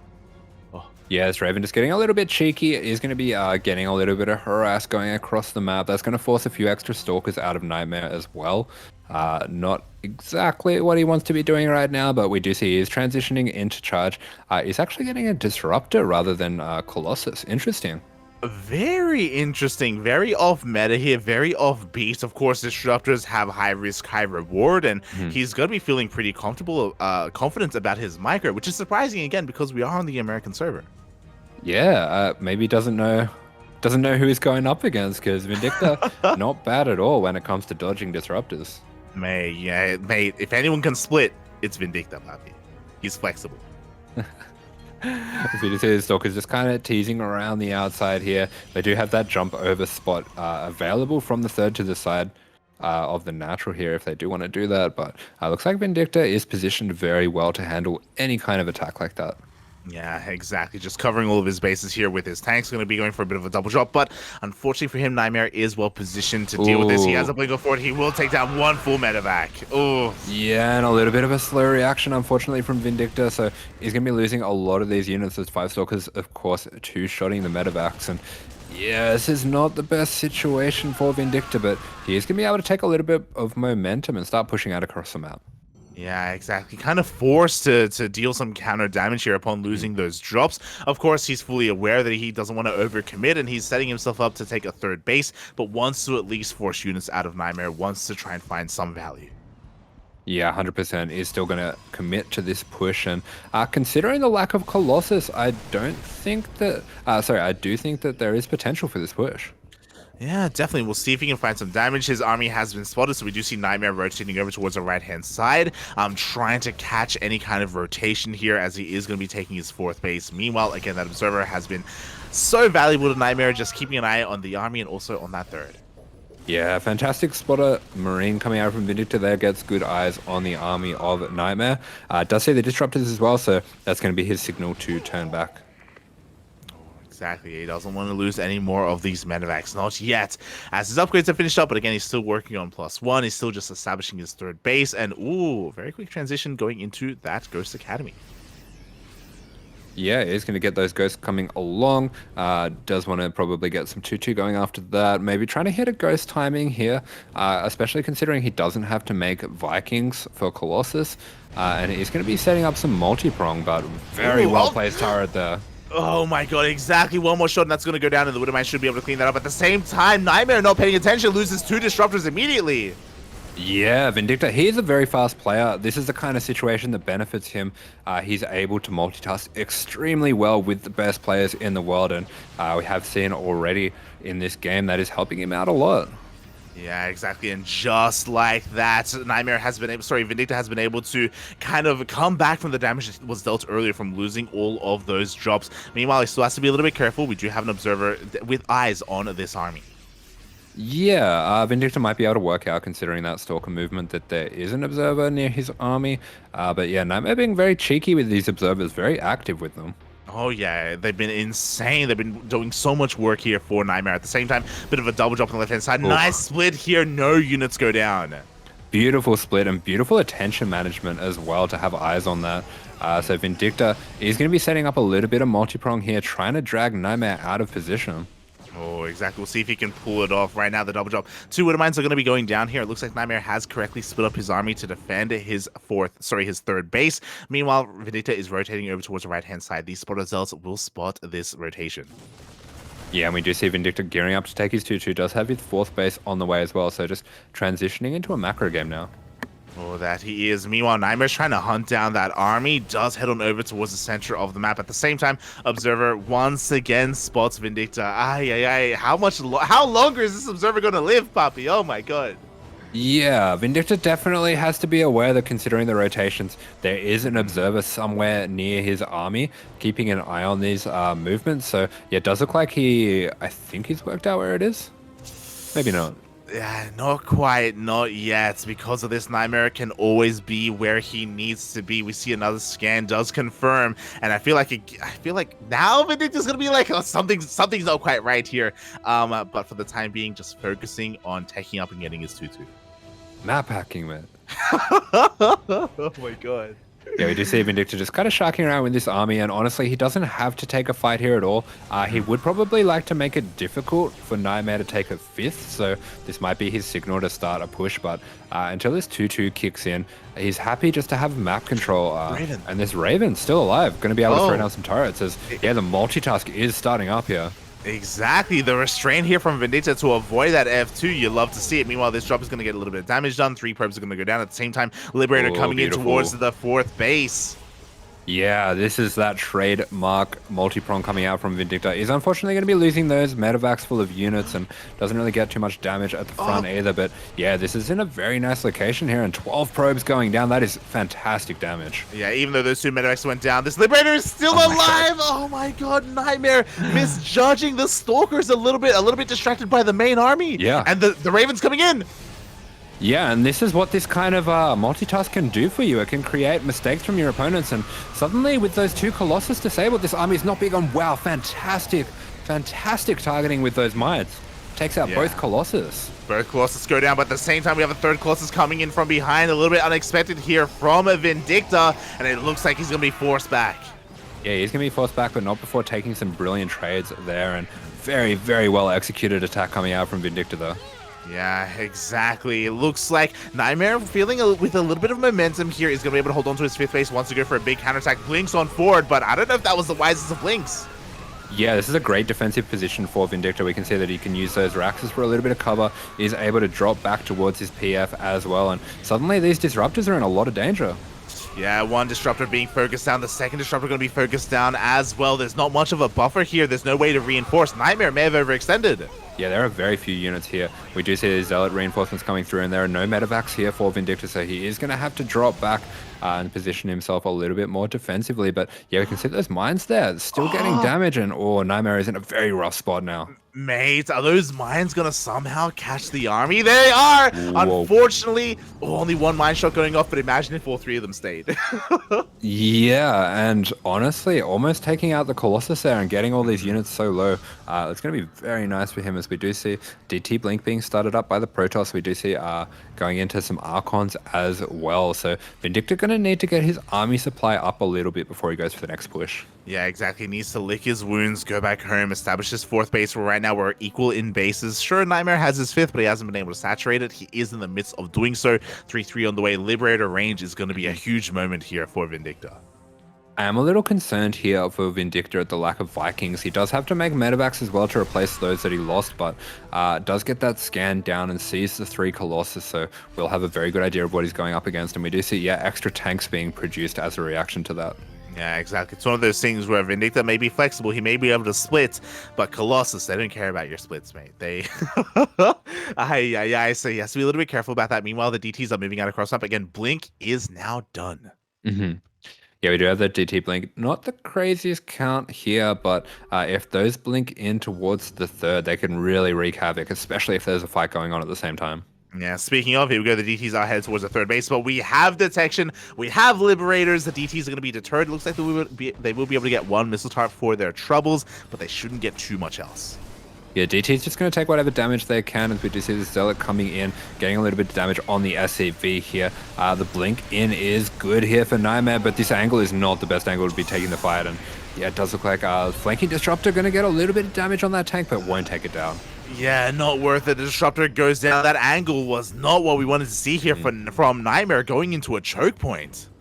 Yeah, absolutely. Vindicta finding himself very comfortable. We did see him earlier on scanning around for 6 bases, and considering he doesn't see one, is going to be happy to sit back and defend, get his own 5th on the way.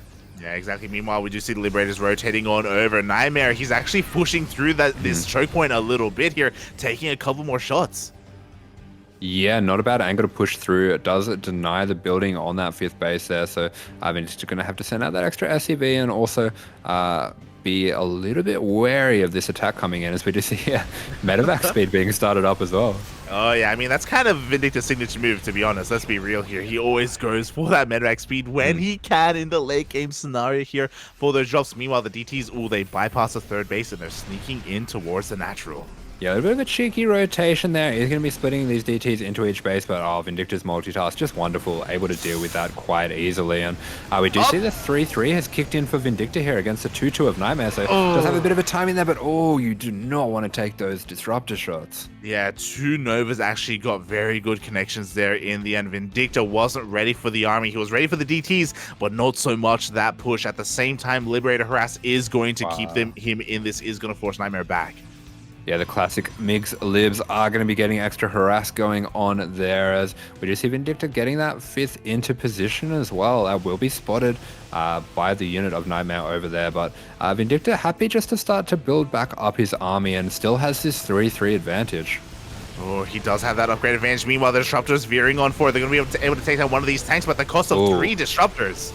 Yeah, a little bit of clumsy control there by Nightmare, sending his Disruptors in first, unsupported, and that does take a lot of the power out of his army, but Vindicta still trying to get his supply up before he takes his fight. Yeah, exactly. And I don't know if this is the wisest fight from Nightmare. Once again, the Disruptors are looking a little bit exposed. There's not that much buffer here, not that much support for the Colossi either. We have a couple of reinforcements trickling in, so looking a little bit more stronger for Nightmare, but again, I don't know. I'm not entirely convinced. Here we see that Archon getting absolutely shredded there as Nightmare CC Unsiege on the Liberators is going to take that to jump straight in. Might even be able to take out this Rax. Does look like he will be able to do so, but yeah, Vindicta finding himself in a position where he can maybe force a fight here. Yeah, he's actually coming in from multiple angles. He goes for the master round. Nightmare not paying attention. Yeah, huge surround, nice splits there. He's going to take some pretty significant Novas, but these Liberation Zones taking so much damage on the Colossus. Everything is going down for Nightmare, and I think this is the beginning of the end. Yeah, every Disruptor goes down the Colossi as well again. Nightmare pulled back, and for one wrong moment, I think maybe he was even distracted by some Liberators instead. Took too many shots to the face, and Vindicta, with that, takes a massive supply lead. Yeah, do you see there's something going down in the top left-hand corner of the map there? Maybe that Liberator going in, as we do see Vindicta is going to be pushing down this base, taking out a lot of these Stalkers, completely resetting the robo count. And Nightmare, he was going for an air transition, and he is not going to be allowed to do that. Yeah, I noticed that as well. Maybe that's what he was doing. Maybe he had gone back home to throw down some Stargates instead at the time. But, mate, that is ambitious. That is never going to happen. We see a Mass Dune drop into the main base. Sure, a couple of Stalkers are here in position, but they only take down one of these medevacs.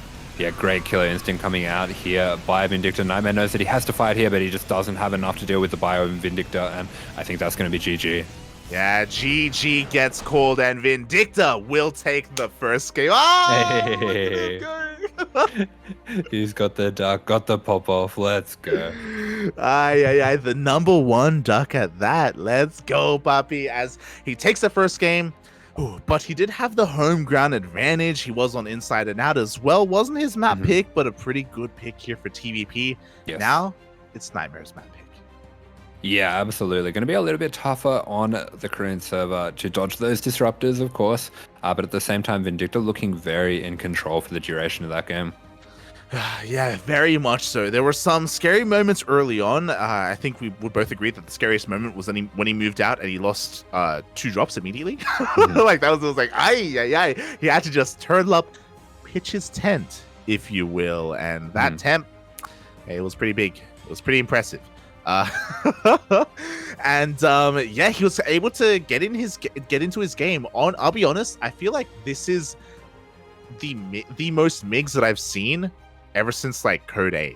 You know, like we've seen a lot of Vindicta's TVPs this season, but like I feel like he just hasn't really been able to get into the flow for a while. Yeah, we did see, I'm thinking back most recently to his games against Australia, going for some kind of cheeky, all-in, one-basey sort of Gumiho builds, which obviously is an extremely good player. These are things that he can do effectively, but it's not his biggest strength, and it's good to see him going back to where his strengths lie. Yeah, I'm feeling the Vindicta of old. I'm feeling, you know, the reason why the pin was made, the reason why he is the ace player of the CranKy Ducklings. And for him to take the first game off of Nightmare, again, a very, very strong Korean Protoss player here. Arguably the strongest player that Team GP are fielding this week is already a great start, but can he close it out? Yeah, I mean, honestly, that was pretty dominating from Vindicta. Made himself look like the stronger player there, and coming into Data C as the second map here. So Nightmare looking for a bit more of a defensive map. This is a map that, especially if you set up with those disruptors on the high ground, it's extremely hard to push in as the Terran. But yeah, Vindicta does have a bit of information as well that he gathered from that last game. He knows that Nightmare likes to catch out those drops, and that is a particular set play that he can be aware of. Oh yeah, definitely. So now he can be a little bit more careful about his drop play, a little bit more careful, and maybe a little bit more attentive when he does send units out across the map. Something that, of course, he wasn't able to catch wind of, and maybe he can have a little bit more success. And maybe a reason why Nightmare was able to last as long as he did is that observer in the middle of the map. His map vision essentially was insane that last game. Despite it, Vindicta came out on top. Hopefully it's something that Vindicta can stem a little bit and keep in check. Yeah, it's something that's going to be a lot more annoying on this map with all the high grounds around. It is really hard to tell if you're being watched. It's something that I actually cast my mind back to some of Probe's games. Probe being extremely good at setting up that ring of vision, and it's something that we see is so important in this matchup. Yeah, exactly. For both players, to be fair, right? For both the Protoss and the Terran, just because they rely so much on their siege units and being in position as well, they have to keep up with said rotations. So we'll see if both players can adapt and with how things will go, as again, we are going to be heading over to the Korean server now in Game 2. But Vindicta being from US West, I'm sure he's not too afraid of it. Yeah, he does practice a lot on the Korean server most days. Does have his night practice on the Korean server, so pretty familiar with how that feels, and should be not too uncomfortable at all coming into this game. Just has to be very careful to dodge those disruptors, as we did see him do for the most part in that last game. Yeah, we saw like one juicy and one good Nova going off. Of course, in the end, didn't even matter, mate. Didn't matter because this player here in the bottom left-hand corner of Data Under the Sea, representing the CranKy Ducklings, it's Vindicta. And in the top right-hand corner of the map for Team GP, it is a Nightmare.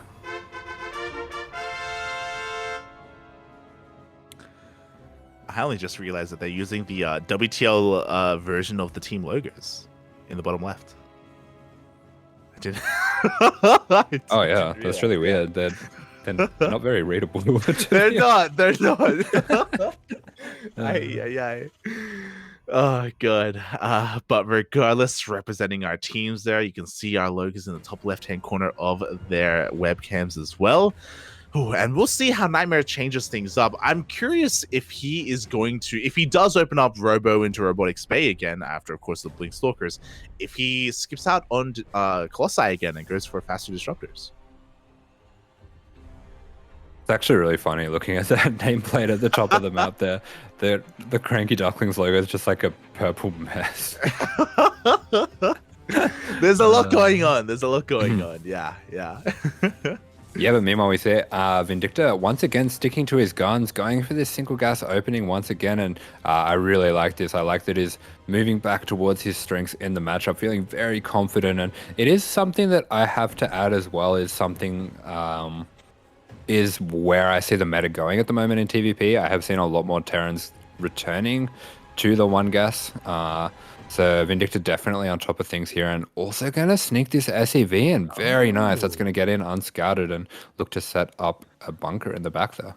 And there we go. The bunker is going to be on the way. Very nicely done there by Vindicta. Very sneaky play. And I 100% agree. It's been really interesting. Oh, as it gets spotted by Nightmare. But that doesn't deter Vindicta. He wants to try and roll the dice. He wants that RNG. Let's go. Up. Oh, this RNG is ridiculous. Yeah, he's getting the good RNG. He's doing very well here. He's just going to jump in and out here. But the Reaper should be here in time to reinforce pretty soon. Oh my god, the third probe comes in, but a little bit too late. Wasn't attentive, and the SCV survives. Can he finish it? Oh.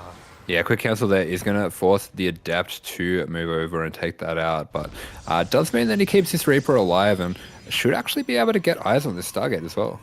Yeah, he does get up the ramp here. Does he have the vision? I mean, he's going to knock himself in anyway. Regardless, he will scout the Stargate opener of Nightmare. Oh, Yeah, he's got that Reaper jump on lock. I've seen a few players mess it up recently, so nice to see he's got it down, even on the Korean server. yeah, mate, he's got them jumps, mate. He's not just flexible. He's he's athletic, puppy. Oh my god. Yeah, got the tech as there as almost. Seeing him go for that adept grenade there, of course. Very tricky to pull that one off, as we do see the adept on the other side of the map for Nightmare going to cause a bit of havoc here for Vindicta. Yeah, one SCV is going to go down. A lot lost mine time again. Very reminiscent of the previous game, if you recall. Just some nice counter damage. Going to make up for the fact that he did lose a probe across the map to that Reaper to begin with. But eventually, Vindicta will be able to clean this up. Yeah, Vindicta as well, getting the scout off on that Stargate is going to be able to make this Cyclone on time as well, and it's going to help him deal with these units as, ooh, nice micro, taking out one of these Adepts. Does take a lot of the sting out of the future push of Nightmare. Exactly. Great target firing there by Vindicta, able to, again, slow down that army. Meanwhile, we do have an Oracle first, and we see there is no continued Phoenix production here, only a single Oracle, then straight into that Twilight Council. Yeah, quick Twilight follow-up. This is going to be that build that Hero popularized so much around, maybe like 4 or 5 months ago now, but the one Oracle into Blink can be a very powerful build order. The one thing that he has to be very careful of is keeping this Oracle alive. That's so important here for the high ground vision and for keeping tabs on the army movement. Yeah, and as you say that, already a little bit of hull damage done to that Oracle, so Nightmare has to be a little bit more careful with that. The Cyclone not going to be able to keep up with the rotation. We do see it. Oh, he does activate his Pulsar Beam and does get into the natural. Yeah, he does squeeze out that last little bit of damage from the energy that he has built up there, and he's going to be able to get out in time to keep that Oracle alive. Yeah, exactly. Meanwhile, at the same time, once again, Vindicta is going to be going for that Raven. Hopefully this time he has a little bit more success when it comes to that harassing damage. We shall see as the Oracle once again dips on in, confirming the army, confirming that tank. Yeah, absolutely. So what we want to look out here for Vindicta is that he gets some extra tanks. Actually see him starting a Hellion. That's a really bad misclick here. I don't know if that was on purpose. I don't think it was. I'm pretty sure he thinks that that's going to be a tank, so that's really rough. Yeah, so his second tank is going to be a little bit delayed, and that is going to mean that Nightmare is going to have an opportunity. Oh, you saw Viggs, he shook his head. Yeah. Yeah, that's really unfortunate. It is actually going to help him in this case. He can send that across the map, get eyes on the Stalker count. But at the same time, that's not what you want. Actually, it looks like he might have cancelled that at the last minute. Okay, we do have the cancel, so he's getting into a second tank as fast as possible. Meanwhile, again, Nightmare has high ground vision. His Stalkers are moving out across the map. They're looking to maybe even blink into the main. Okay, so he's going to be sending this Hellion out, but this could be game losing if Nightmare jumps straight into the main here before he can get that siege tank sieged up. Very fortunately for him there, he does buy himself enough time to get the tank sieged with the Hellion move out. So a bit of a weird way that played out, but yeah, actually going to defend this extremely well. Yeah, and he kind of also baits the army to stick around a little bit longer and take a lot of hull damage here because those add-ons were so tempting. Vindicta able to barely hold on. Yeah, pretty funny there in the end, the Hellion being what saves him from his late tank.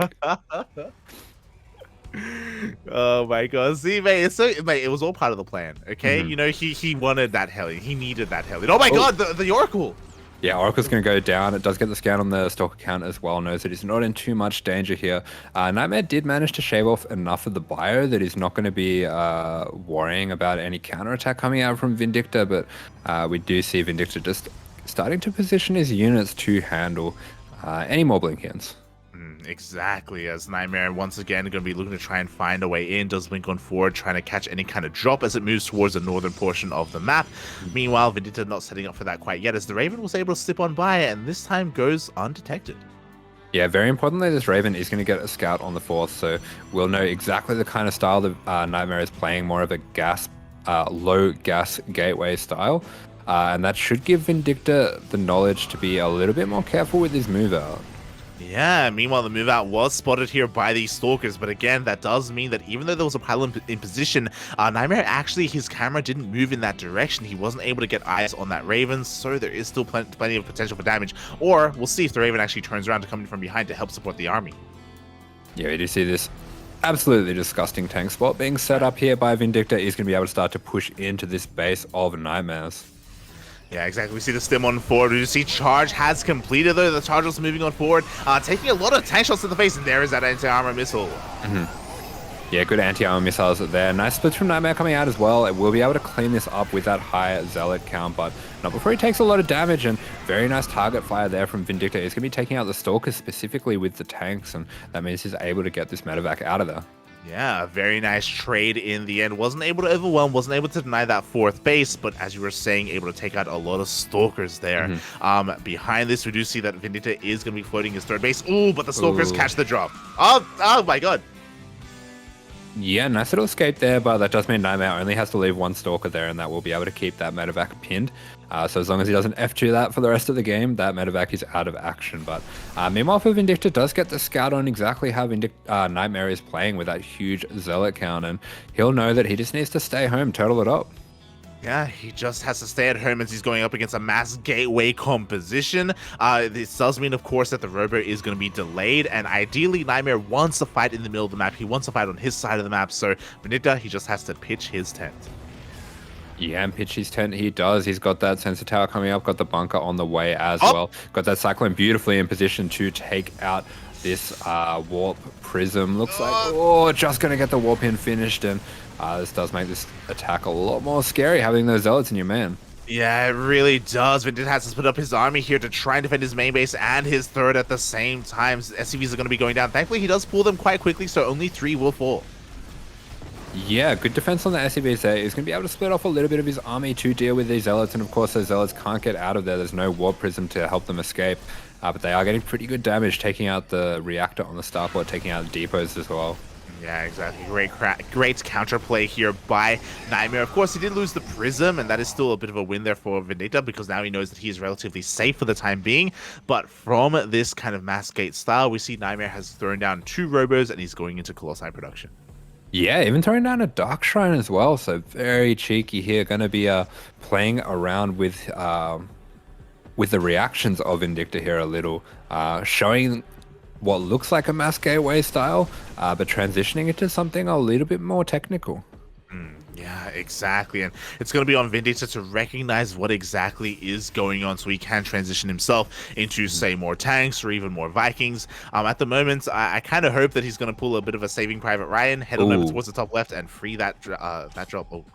Yeah, it does look like he's thinking about it. He's going to split off a few of those units to do exactly that. But at the same time, really nice scan there. Sees the 2 Colossus, and he's going to see the transition of Nightmare. Oh, that he is. That was a key scan there, seeing those Colossi. Immediately, we have tanks and Vikings in production already.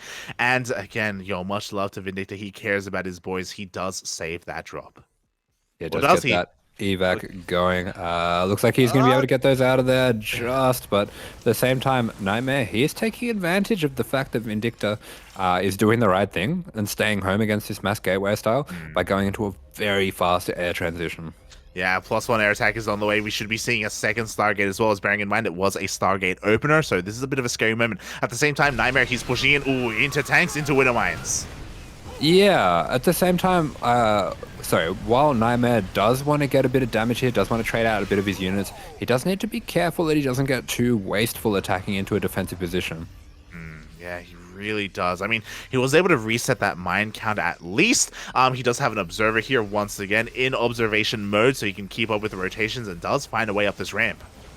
Yeah, and these 4 Colossus, this is a pretty scary count that he's coming up to now. We do see Vindicta going for a bit of a quick wall for his tanks down the bottom right-hand corner as well to help deal with the Zealots. But yeah, the time to take the fight is now, and these Colossus getting so much damage. Yeah, the swipes were real. The Zealots coming from behind as well, getting on top of every single one of these tanks, and it looks like Nightmare has broken through. Yeah, Nightmare getting so much damage here. Even has a transition set up after this, but I don't think he's going to be needing it because that was a really, really effective fight for him there. It really was. We have a couple of reinforcing Zealots coming in from across the map as well, and there's only a single tank remaining here. The defenses of Vindicta have been broken. He loses his workers as well. Forced to pull the boys once again, and there's just too much Protoss. Yeah, GG is called. Very nicely played out game there from Nightmare, and he's going to be getting himself the win. That he is GG. So he's going to be able to walk away with a bit of a 1-1. Respectable. But at the same time, I still want to give a shout out to Vindicta because he did so well in that first game. Wasn't able to carry that into the second game. But regardless, I'm still proud of our boy. Yeah, definitely happy to be getting a game on the board there once again for the CranKy Ducklings, as he has quite a few times in the last few matchups. Would, of course, love to be getting a win here, but, you know, we're not going home completely empty-handed. Exactly. So shout out to Vindicta, shout out to Miguelito. Didn't look too bad there against Nightmare overall. We'll get him next time, Bobby. We'll get him next time, as in the end, Team GP does take the series in the end. 5-1. Yeah, so well done to Team GP there. Congratulations. And that will be the end of this matchup. But we do have another one coming up. Of course, we have Onside Gaming with Maru. It's Maru. Maru. That's all you have to say, mate. You just get it, mate. We have Maru. Yes, Invictus Gaming versus Onside Gaming is going to be commencing in 5 minutes, so don't go somewhere, go and get some water, go stretch, go to the bathroom, go get ready, and when you return, we'll have another series. Don't go far. Bye-bye. Kind of.